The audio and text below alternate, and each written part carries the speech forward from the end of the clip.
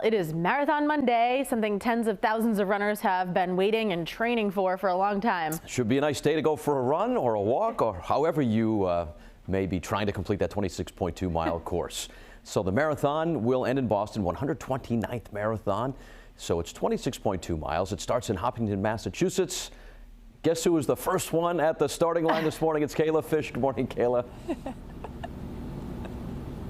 Hey, good morning, Patrick and Kate. That's right. We got here around 3:15 this morning, and there weren't a ton of people. Of course, that'll all change in a few hours.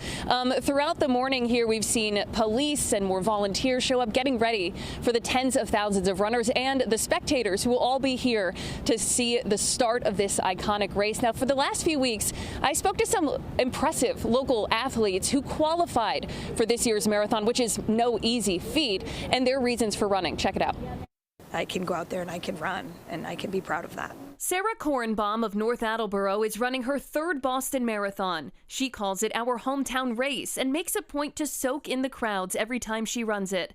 Sarah recently joined an exclusive club, becoming one of only about 560 people on the planet to run all 7 world major marathons. And she did so with a rare genetic disorder. Most people with the disease, it's called Ehlers-Danlos syndrome, can't do what I do. My 3 daughters were also diagnosed with the disease as well. So to prove to them that they are not limited, that to me is why I do it, to prove that you can. Another local qualifier, Chris Vashon of Portsmouth High School. You only get one first time, so I'm going to really make sure I take it all in. The 18-year-old just made the cut, one of only a few dozen runners his age in the field. He told me this is a dream come true. I had a lot of people, even some friends, that said it wasn't possible, and it's been really a cool experience to be able to push through every day and prove that I am able to do this, and that anything is possible if you really put your mind to it. Now, like these 2 local runners, law enforcement have been preparing for this day for months now. We'll talk more about the safety and security preparations and also introduce you to some more local athletes who are running for charity in this year's Boston Marathon coming up in the next half hour. For now, live in Hopkinton this morning, I'm Kayla Fish, 12 News. Just a short time from now, 30,000 athletes will take part in the 129th Boston Marathon. They have been preparing and training for months, as have members of law enforcement preparing a plan to keep runners and spectators safe. Kayla Fish joins us live from the starting line in Hopkinton. Kayla, what's the atmosphere like right now there? Hey, good morning, Kate and Patrick. It's still fairly quiet, although the sun is starting to come up. It's getting brighter outside. We're seeing more activity throughout the morning here. We've also seen plenty of law enforcement, both state and local police, sort of making their rounds in this area. Of course, this is where everyone will begin their Boston Marathon journey, at least for the race itself. Of course, they've been preparing for months now.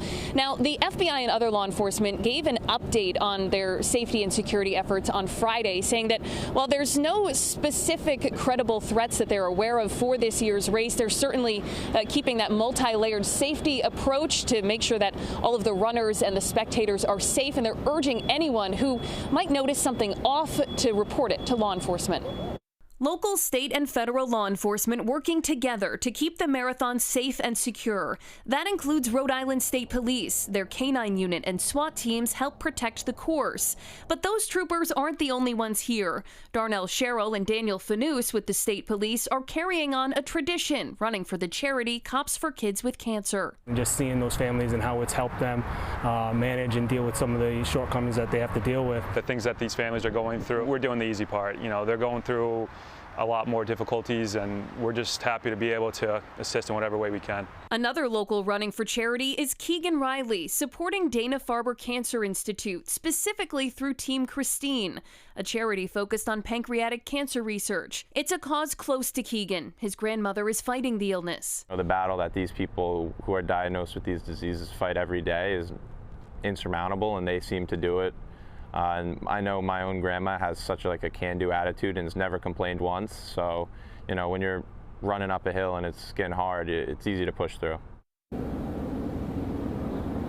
Now we have much more detail on all of the local athletes that I spoke to ahead of this year's race right now on our website. There you'll also find more safety and security information, including information for spectators if you're planning to come some part along the marathon route to watch all of these incredible athletes. We have more information on what you can and can't bring, the traffic closures, all of that stuff. It's all for you right now on WPRI.com. That's the latest live in Hopkinton this morning. I'm Kayla Fish, 12 News.